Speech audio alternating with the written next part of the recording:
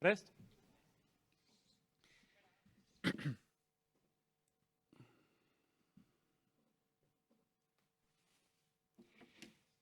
Ispilu beltza, artistek erabiltzen zuten tramankulu bat da, paisaiak, hiria, edo margotu behar zuten persona hori ederragoa ikusteko edo ederragoa irudikatzeko.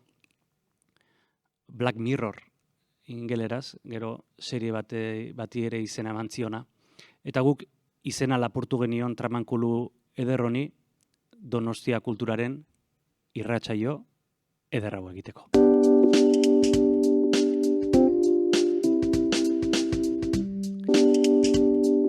Gaur Tabakaleran gaude eta saio berezi bat egingo dugu podcast geltokiaren baitan.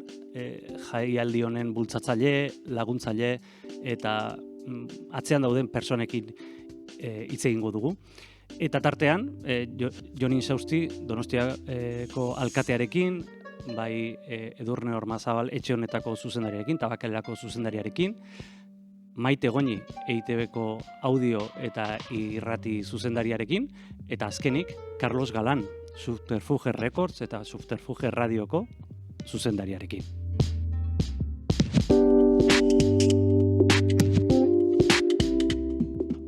Ni Oier Arantzabal naiz, eta hau, Ispilu beltza da.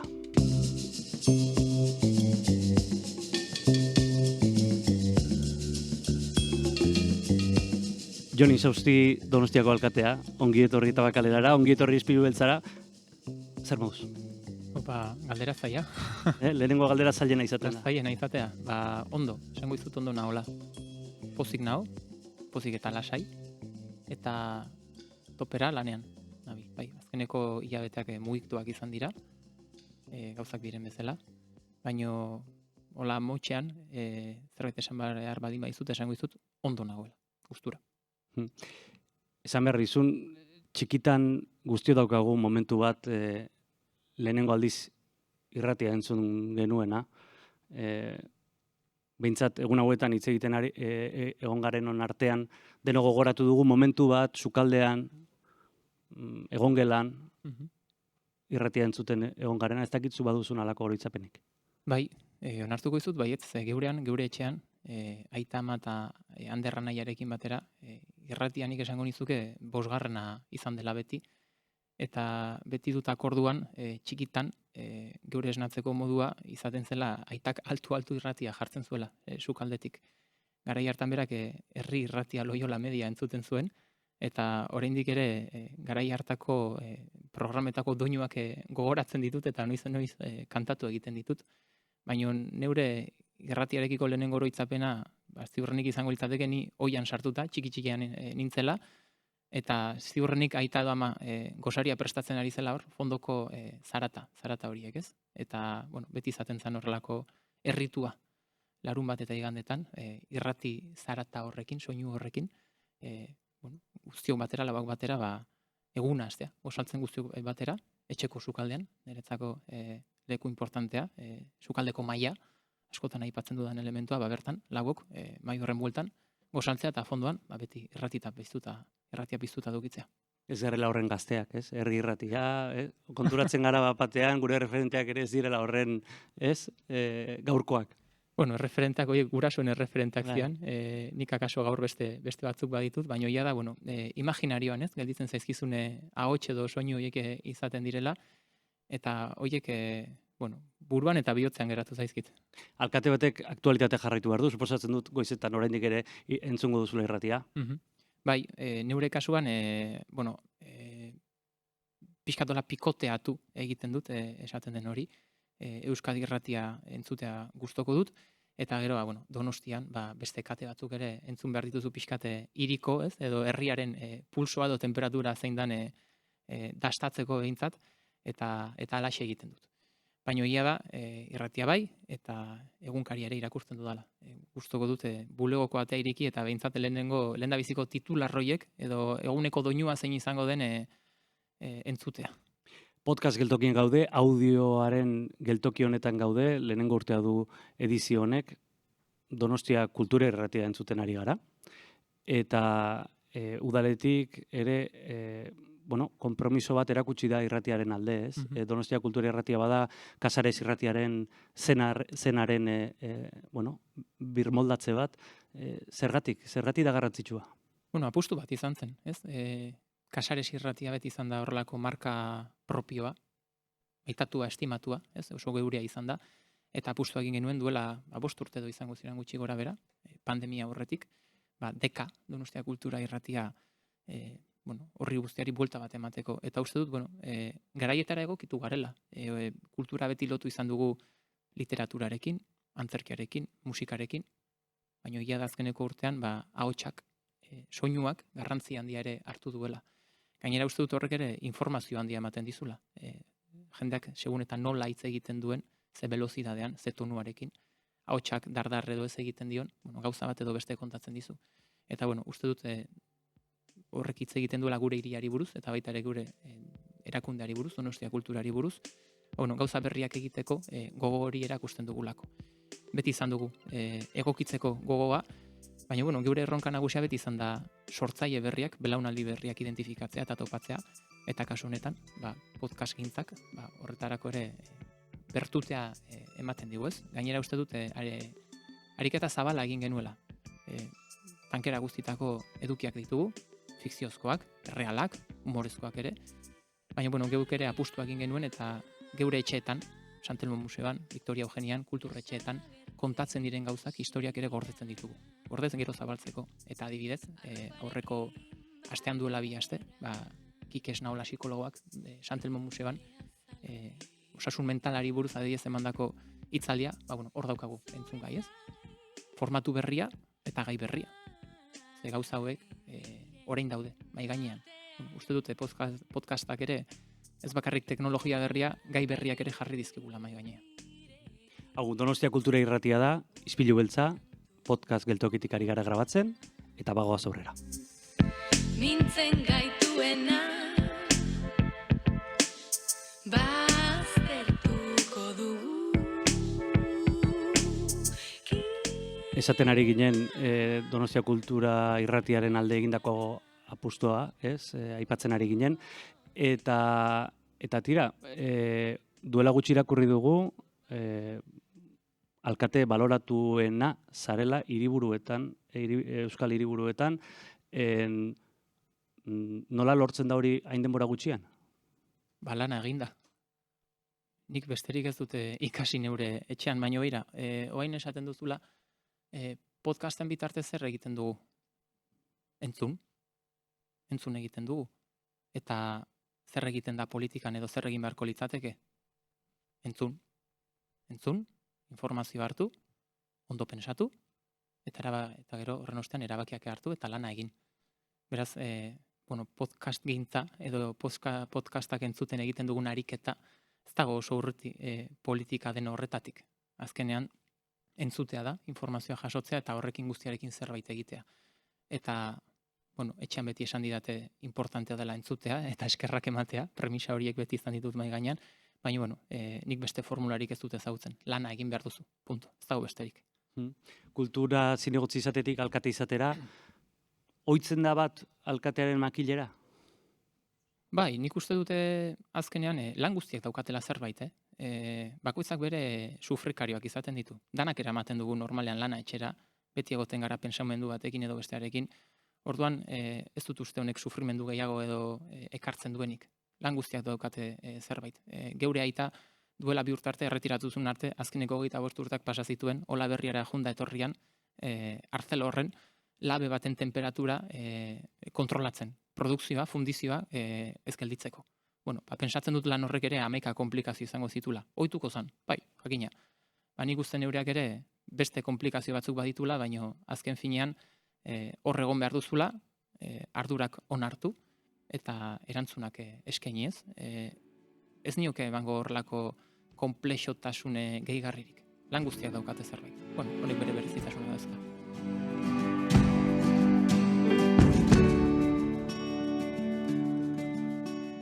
Euskara bizi berritzeko plana aurkeztu zenuten, bide horri bat, 2026-2026. Zein da egungo egoera eta zeintzuk dira plan honen lerroak? Egungo egoera ona da. nik uste baikortasunetik eraiki behar dugula euskararen etorkizuna. Oraina bai, jakina, baino baita etorkizuna ere. Donostian, 73 inguru gara euskaraz hitz egin, edo ulertu dezakegunak hau da.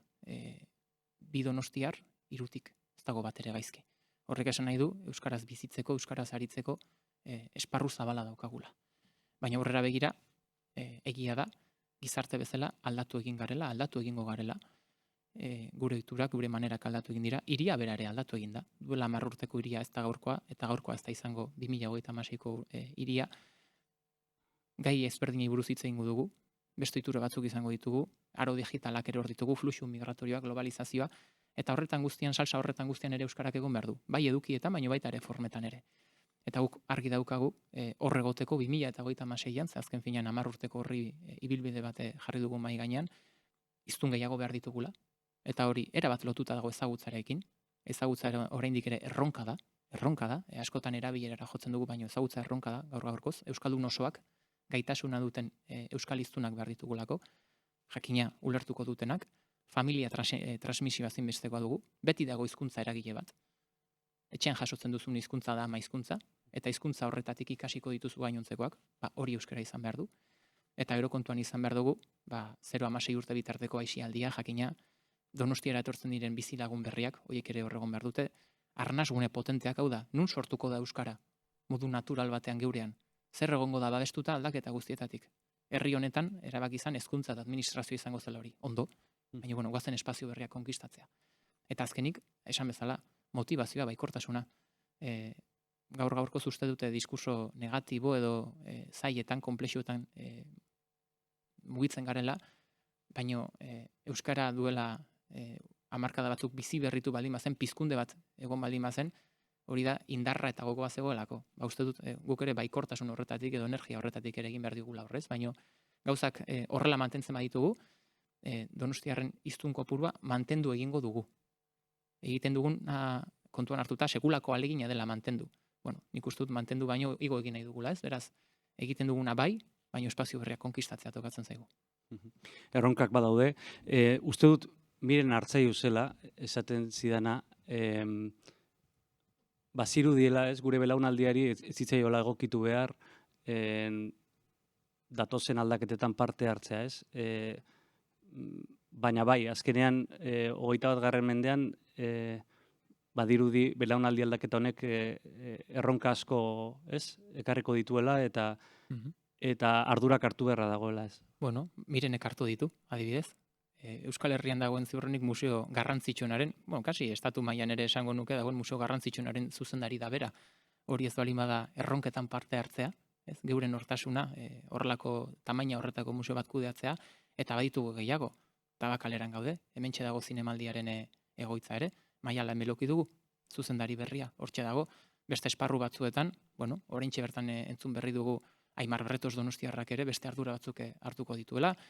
Esparru askotan dauzkagu. Xabi Randuaga, Urrezko Danbor berria, futbolean Mikel Oiartzabal, Eider Rodriguez idazlea, Izaro abeslaria, nik uste baditugula personak, ahotsak, gauza kontatzeko, importantea, eta prest dagoen belaunaldi bat badugu geurean ardurak hartzeko. Eta hartzen ditugunean, eta nik uste errebindikatu egin behar dugula, determinazioz eta ilusioz hartzen ditugu. Eta bai, ze ongi ze sortea, geure erronketan parte hartzea. Uste dut hori izan behar dela gainera geure ekarpena. Urrengo belaunaldia ez talako erentzia zetortzen. Urrengo belaunaldia konkistatu egin behar dugu, landu egin behar dugu, diseinatu egin behar dugu. Eta hori da guk daukagun erronka, bakoitza bere partzelatik. Eskerrik asko, Jon, parte hartzeatik Ispilu Beltzean. Eskerrik asko, Donostia Kultura Irratiarik apostu egiteagatik. Aurrera jarraituko dugu, eta zuzen ere hitz egingo dugu jarraian euskaraz eta euskaratik lan egiten duten bi erakundeetako arduradunekin, podcast geltokian bultzatzaile izan direnekin, segidan, Ispilu Beltzean. Aio. Ilunpetan ikuste zein omen da zure zauria.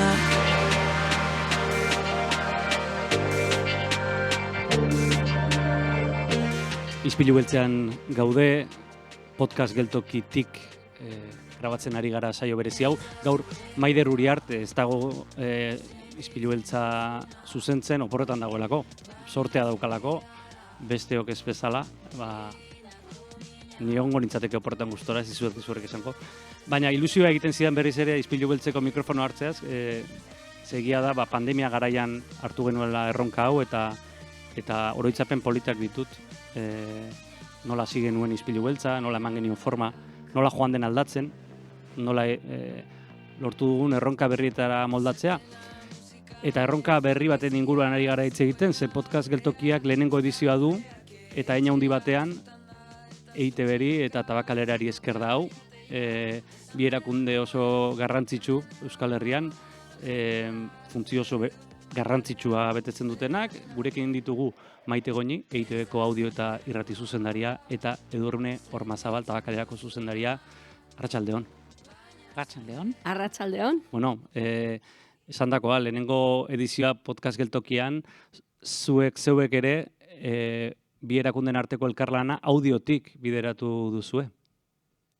Bai, egia esateko guk oso argi genuen, hasi genuenean eraldaketa audioaren inguruan, irratiak eta audioa bat eginik EITB-en, garbi ikusi genuen guretzat Tabakalera bezalako erakunde batekin lanean aritzea eskutik helduta oso garrantzitsua dela. Eta nik uste Edurnek eta biok beti eta aldiro orain audiogile berriak deialdiaren 3. edizioa daukagula eta ja pixkat ozentxoago esan dezakegula, oso pozik gaudela elkarlan horrekin, behintzat EITB-ren aldetik eta audioaren aldetik.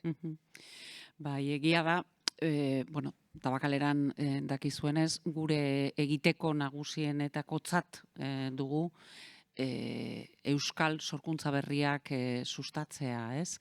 Batez ere, artearen esparruan eta zine eta ikusentzunezkoaren esparruan ere noski, eta gainera bidelagun indartsuak ditugu, ez? Alkateak esan berri du, Donostiako zinemaldia, Euskal Herriko filmategia ere hemen dugu, eta elkarren artean, lankidetza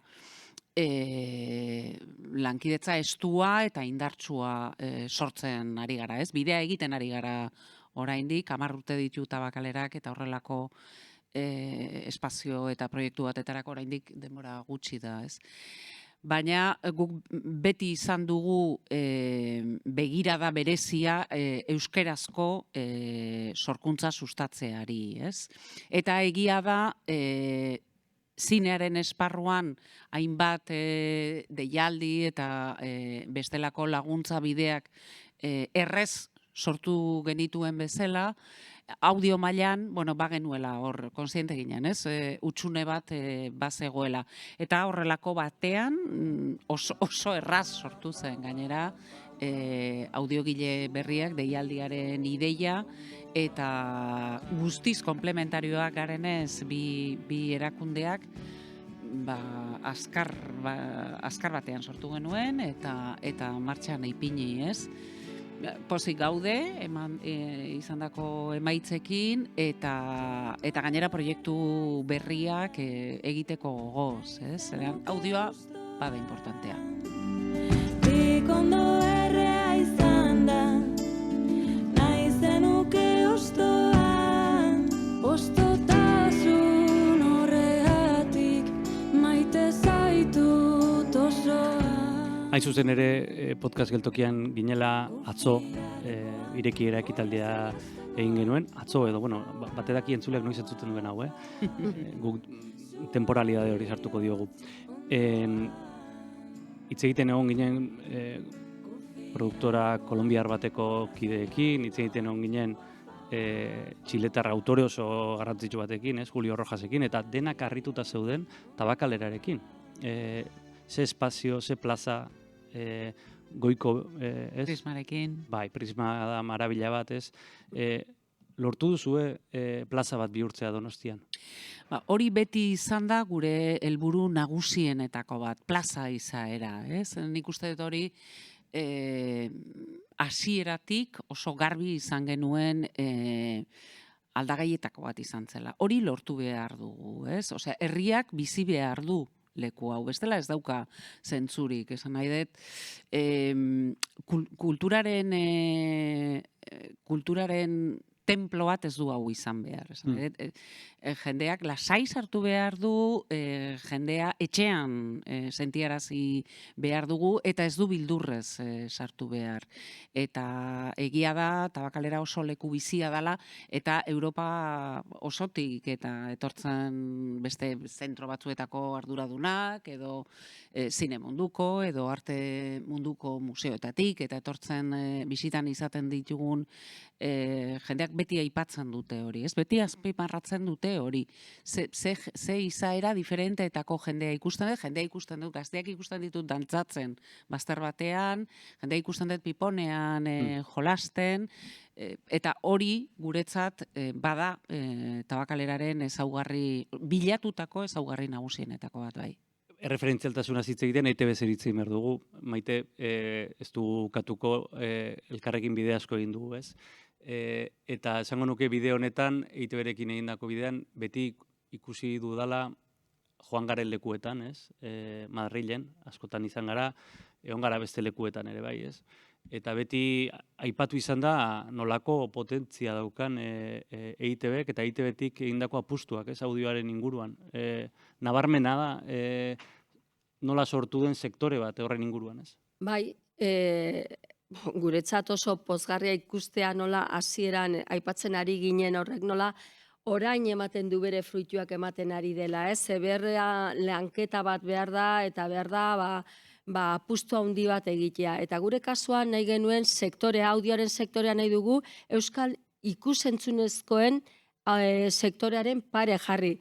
Ze gertatzen da, orain dela 40 urte egintzan apustu handi bat, erakundek bultzatu zuten euskal ikusentzunezkoen sektorea, aktoreak, bestelakoak, esan edet, denak gidoilariak, eta bar, gu oso atzetik goaz, baina nik usten dut oso garai momentu polite dela, hori pixkat aldarrikatzeko eta horren inguruan lan egiteko. Ez da, badaukagu eredu bat, hor bide bat eginda dago, eta ez daukeu denbora guztian asmatzen jun beharrik, ez? Badaukeu ikustea nola egon diren laguntzak, nola ekosistema hori nola bildu da, nola jaso dan, eta nik uste EITBek gainera daukela apustu garbia ekosistema horretan eragiteko. Atzo ere komentatzen genuen, ez? Ni tematuta nago, pixka bat hori errealitate ikusarazteko edo errealitate hori, ezta?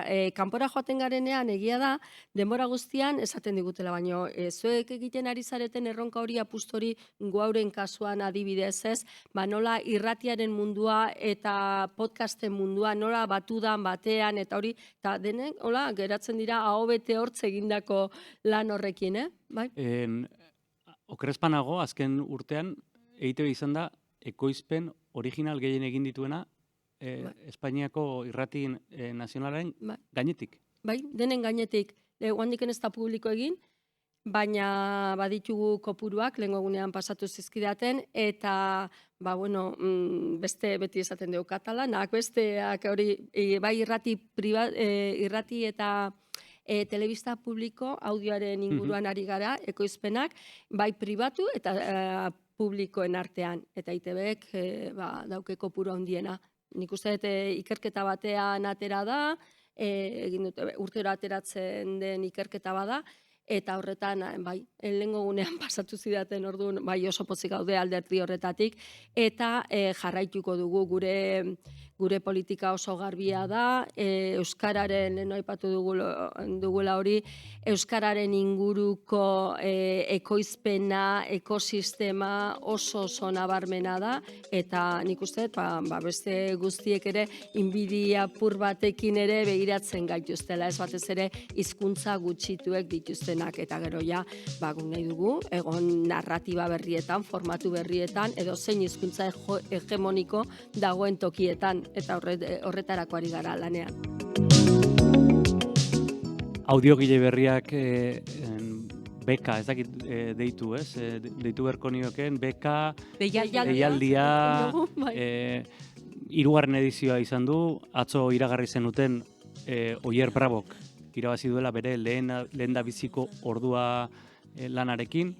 Zer ikusi zenuten lan horretan?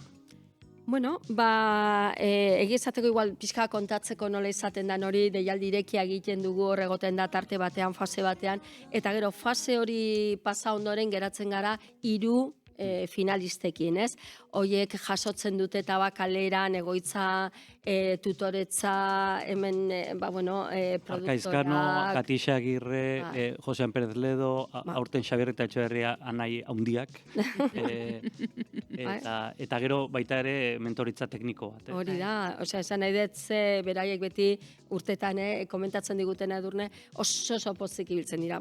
Kontua da, 3 hoietatik atzo iragarri genuela, eta hoierren lanean ikusi genuen, ez du edozein gidoik ez du balio eramateko produkzio baterako, ez da? Ze hor baditu audioak ezaugarri oso berezi batzuk erresago ez gaude ohituta, pelikula bat ikusi gabe entzutera bakarrik, eta horretarako eman behar dira, holako ezaugarriak, pertsonaiak ez izatea milioika, alik eta gutxien, ez beti alik eta gutxien, baina kopuru mugatu batean, eta egon beharra dauka gidoia idatzita erritmoarekin, eta bestelako olako ezaugarri batzuekin, eta ikusi genuen, eta gero noski, istorio bat egon atzean, ze istorioa da azkenen soinu diseinuarekin batera garrantzitsuena, ez? Igual gehiago istorioa. Eta orduan hemen ikusi genuen kasu honetan, bada hola istorio bat horratzean, badauke ritmo bat, badauke pertsonai batzuk gertuagokoak, beste batzuk pixkaturre, eta eman dezakela, egin dezakela bidetxo bat. Bat dator hau, Edurne, aipatu duzunarekin ez, Tabakalera laborategi gisa, sorkuntza espazio gisa, plaza gisa. Azkenean plazan botatzen dira bertsoak, ez? Bai, baita sortzaileen plaza ere, ez? Bestelako artezale eta zinezale edo kultura maitatu du edo maitatzen dugun pertsonen plaza izateaz gain, bada sortzaileentzako plaza bat, ez? Eta formatu diferenteak erabiltzen ditugu, ez? Deialdiena da bat, formakuntzarena, saiatzen gara sortzaileentzat hain zail izaten dan eta hain bakarkako izaten dan sorkuntza ibilbide hori, sorkuntza prozesu horretan, lagun izaten, ez? Eta behar dituzten momentuetan laguntza eskaintzen, eta egia da gizarte bezala badugula, iruditzen zait, ez Euskal Herrian bakarrik, badugula gabezi bat, ez? Ez ditugu sortzaileak behar beste zaintzen, esango nuke, orain hain modan dagoen hitza, ez? Ez ditugu zaintzen, eta ez ditugu benetan aintzakotzat hartzen, ez? Ematen du batzuetan sortzaileak prekarioa izan behar duela. Bai, bere horretan, Benetako sortzaile. asumitu egin dugu hori horrela izan behar duela, ez? Eta gizara joak, baina, ez? Hala ere aurrera egiten dute, eta, liburutegira joan, eta liburuak aurkitzen ditugu, eta zinean pelikulak ikusten ditugu, ez? Eta, galerietara joan, edo museoetara joan, eta, han badaude, ez? Artistak, ez? Oier Braboren lana ebokatuz, Hirugarren Gerra Mundiala etortzen baldin bada, sortzaileak oso ohituta egongo dira prekaritatean bizirautera, eta beraiei aholkua eskatu beharko diogu.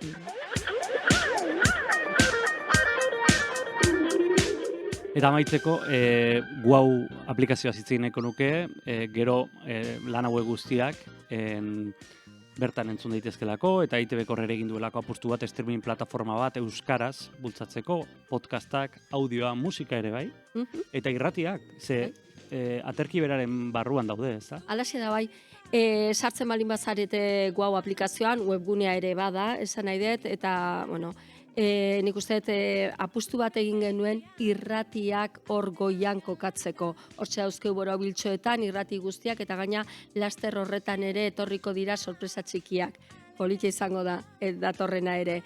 Eta hor, kokapen horrekin batera, gero ditugu gure bestelako ekoizpenak, ez? Hor, soinu fikzioak, audioliburuak, umentzako ipuinak, badago lako ekosistema osoa dago, eta nik uste eta asmatze hori horretan dagoela balioa, ez? Edonork dauka, jende guztiarentzat dago zerbait interesgarria izango dana momentu oro, ze irratiek ematen dute gertutasun hori, freskotasun hori, aldiberekotasun hori, eta egunero dago hor presentzia, eta zerbait berria, eta podcastek eta audioliburuek eta soinu fikzioek eta bideo podcastek oraintxe desente aterako ditugu hemendiken urte bukaerara bitartean, horiek ematen dute beste mota bateko esperientzia. Eta orduan ikusten dut hau aplikazioak betetzen duen funtzioa edo eman dezaken hori berezia dala, hain zuzen horregatik, jende guztiarentzat, adin guztientzat eta pixkat orokorra dalako. Bueno, eskerrik asko mahai hontan parte hartzeagatik, Maite Goñi EITBko irrati eta audio zuzendaria, Edurne Ormazabal Tabakalerako zuzendaria, eta izan daitezela podcast geltoki gehiago, gure trena eraman dezagun. Hori ziur, hori ziur. Later my best friend, she would advise me. She broke her coat and she put on her jacket. Now they're scared because she's really gone.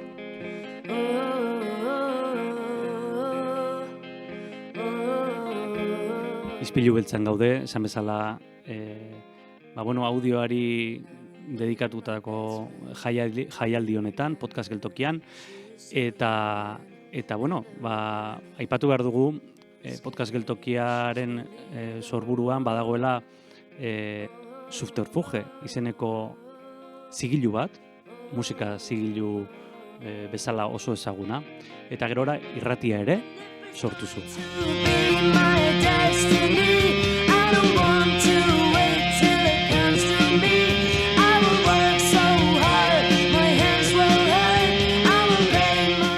Eta irrati horren eta zigilu horren zuzendaria da Carlos Galán. Carlos, en euskera todavía no podemos hacer la entrevista. Todavía no, pero No. queda poco, ¿eh?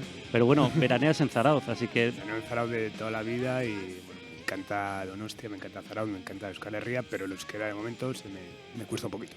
le he preguntado a Jon Insausti, al alcalde de Donostia, si tiene recuerdos de cuando escuchó por primera vez la radio.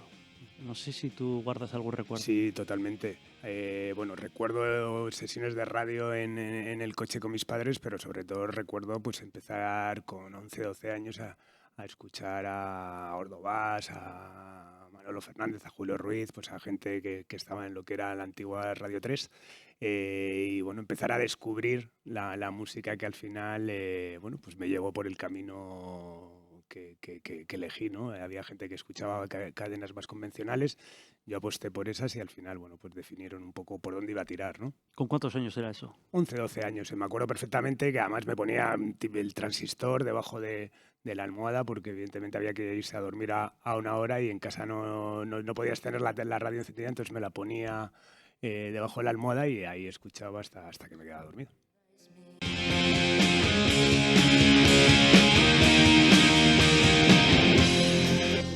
Toda una vida dedicada a la música, Total. lo podemos decir. Sí, ¿no? ya es así. Subterfuge Records, 1989. Subterfuge Radio, 2019. Exacto. Sí.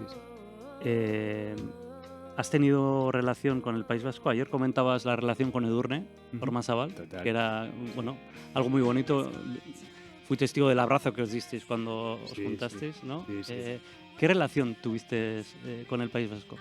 Bueno, en ese momento, nosotros éramos siempre digo lo mismo, éramos una compañía muy pequeña, 3 personas y un gato en un cuarto piso sin ascensor y de repente pues empezamos a vender discos de Dover y intentar trascender un poco más de los medios que nos habían apoyado, ¿no? Y aquí en Euskadi pues tuvimos a Edurne, una gran aliada, que siempre que había oportunidad de hacernos un hueco, ayer hacía el símil, ¿no? de el poblado galo en medio del Imperio Romano, ¿no? Que éramos muy pequeñitos rodeados de multinacionales y siempre aquí teníamos un hueco para hacer cosas. De hecho, Dover precisamente lo que suena, el primer concierto grande que se hace es en Anoeta, ¿no?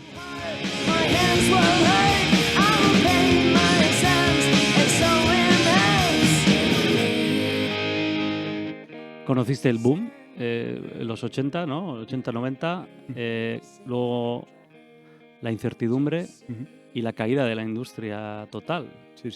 Pero sigues vivo aquí con nosotros. Aquí estoy, sí, lo comentaba con Edurne, vamos, hemos vivido todos. O sea, yo empecé con el fanzine en 89, tenía 17, 18 años, antes había hecho otros fanzines era el inicio del CD, viví toda esa revolución, esos 90 tal, y luego bueno, pues todo lo que pasó después, la revolución digital, la reconversión, la muerte del formato, la aparición del streaming, y bueno, pues al final ha sido surfear en Mundaka en situaciones extremas para llegar hasta aquí, ¿no? ¿Le guardas el rencor al MP3? No, creo que al final ese es el camino tal. Siempre, hombre, al final soy una persona de formato, sigo consumiendo vinilos, incluso casetes. Entonces, bueno, pues todo lo que sea el formato digital me cuesta un poco, ¿no? Pero no, al final yo creo que es parte de la evolución de la música y estoy encantado de poder continuar al lado de ella, ¿no? ¿Qué os mandó meteros en esto del podcast, en esto del audio? Pues mira, al final siempre digo lo mismo, o sea, el de 2018 así, de repente, bueno, pues Irene, mi mujer, pues era muy fan del formato. Yo no había entrado todavía, pero de repente empecé a detectar que también que la gente ya no ha empezado a hablar de la serie que había visto, sino empezaba a hablar de los podcasts, ¿no? Y la verdad es que en ese sentido fui un poco tardío, ¿no? Pero empecé en el 2018 a escuchar y vamos, me pareció un formato apasionante. Un amigo que tiene un podcast que se llama Bienvenido a los 90, y dijo, Carlos, tienes que montar una radio y tal. Y yo digo, joder, que hay que construir un edificio, hay antenas y tal. Y dice, no, 2 micros y tal. Entonces vi que era muy fácil, entonces de manera muy natural empecé yo mi podcast de simpatía por la industria musical, invité a mis amigos a, oye, ¿quieres hacer un podcast? Ah, pues venga, yo sí tal. Llegó el 2020, que si no es frívolo decirlo, pues de cosas que tuvo buenas, que de repente el formato del streaming arrancó y explotó. Y bueno, al final, pues como empecé en esto, ¿no? Haciendo un fanzine, intentando, siempre dije que era una persona de letras y humanidades y acabé dirigiendo una empresa, que era lo último que pensaba, pues con el podcast igual. Empecé con un hobby a hacer podcast yo y amigos y tal, y al final, bueno, pues se ha convertido en una realidad y que trasciende más allá de lo que es la emisora. Irudi bat marrazten du zure aurpegian artelan galanta. Escuchamos a Arima Soul, que es parte de vuestro catálogo de artistas. Decíamos que veraneas en Zarauz. Un día me vino Miquel Macala, y me dijo, oye, ¿conoces a Carlos Galán? Y yo entonces no te conocía, pero sí conocía Estación Podcast, porque había estado en dos ediciones. Sí. Y empezamos a hablar y me dijo la opción me propuso la opción de, oye, ¿por qué no le proponemos? Ya he hablado con él, traer Estación Podcast, convertirlo en un festival Euskaldun aquí. Y de ahí arrancó esto, que bueno, lleváis 5 años con Estación Podcast, sí, y este es el primer podcast Geltokia.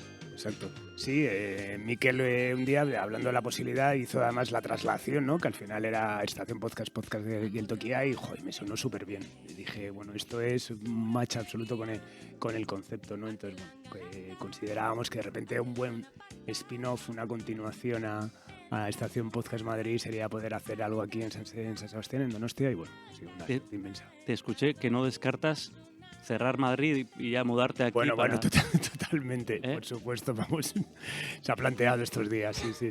Siempre que vengo aquí, mi idea es casi quedarme, ¿no? Entonces, bueno, no se descarta. ¿Cómo ha sido la edición de este año ahí en Madrid? Increíble. Bueno, al final, llegar siempre digo lo mismo, ¿no? Lo decía en la inauguración, llegar a la 5ª edición de Estación Podcast, bueno, yo creo que llegar a la 5ª edición de cualquier cosa ya es casi un acto heroico y de fe, ¿no?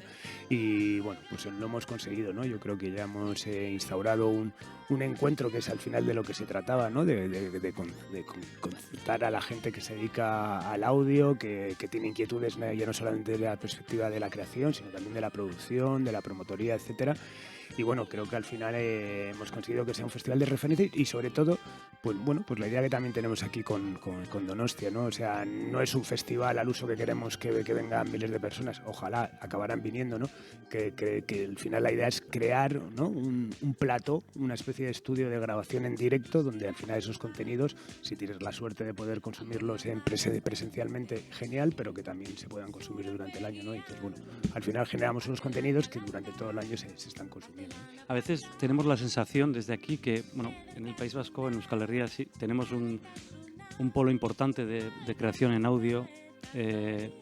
Hemos mencionado con Maite Goñi, directora de audio y radio de ITV, que se ha creado, ¿no? Una industria aquí bastante fuerte, que está haciendo muchas producciones. A veces sentimos que hay mucha desconexión con Madrid, o sea, que es como, son dos mundos aparte. Bueno, yo creo que al final, yo creo que de todas formas el concepto del audio es que no sean dos mundos aparte, es que hay muchos mundos muy pequeñitos todavía, ¿no? Al final no hay una industria sólida ni formada. Al final siempre digo lo mismo, con Estación Podcast siempre nos ha pasado todos los años, ¿no? Que cuando hacíamos las ediciones, me acuerdo las primeras que íbamos a Cultura y nos decían, no, eso es comunicación. Entonces íbamos a comunicación y decían, no, eso es cultura, y es como que somos, ¿no? Entonces teníamos esa... Entonces yo creo que es una industria que se está formando y que bueno, que está creciendo de todas formas. Bueno, yo creo que también aquí en Euskal Herria también estáis muy avanzados en cosas que, bueno, que en Madrid se están haciendo, quizás también más en productoras grandes como bueno, grandes grupos mediáticos, y bueno, yo creo que aquí propuestas como todo lo que está haciendo ITV, lo que está haciendo Maite, que es maravilloso, y propuestas como Ulu Media, ¿no? Que de repente, joder, es como muy admirable cómo se está arrancando una industria que, bueno, que desde fuera, siempre digo lo mismo, el podcast es como todo el mundo tiene ya el meme de todo el mundo tiene un podcast y tal, ¿no? Pero luego la industria todavía es muy pequeñita, y eso es lo que notamos cada año, ¿no? Que cada vez hay más talento, más gente creativa y tal, eso, pero la industria pues crece pues al ritmo que tiene que crecer, ¿no? ¿Qué valoración haces del primer festival Podcast Geltokia?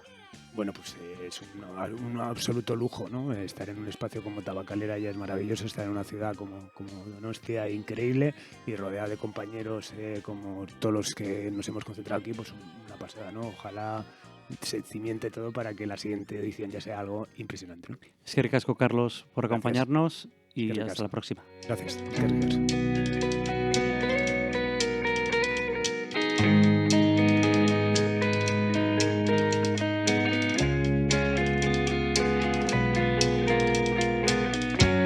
Que no soy ningún santo, pero he cumplido. No venderé versiones falsas de mí mismo. No intentaré que te quedes conmigo. Si nunca entro a jugar. Eta gaurko ispilu beltza itxiko dugu, Donostia Kultura Irratian entzun gai duzuena, eta baita ere, plataforma guztietan, ispilu beltza irratian entzuten da, uinetan entzuten da, baina baita ere, streaming plataformetan, nahi duzuen lekuan eta orduan. Eta gogoratuko dizuegu, arpidetu zaitezketela, eta eskertuko dizuegula lagunei, eta etxaiei ere bai, gonbidatzen baldin badidezue, ispilu beltzara arpidetzeko, Donostia kulturaren berri izateko, Donostia hiri ederra baita, baina ispilu beltzetik begiratuta, are ederragoa. Has fallado, yo he pegado el tiro.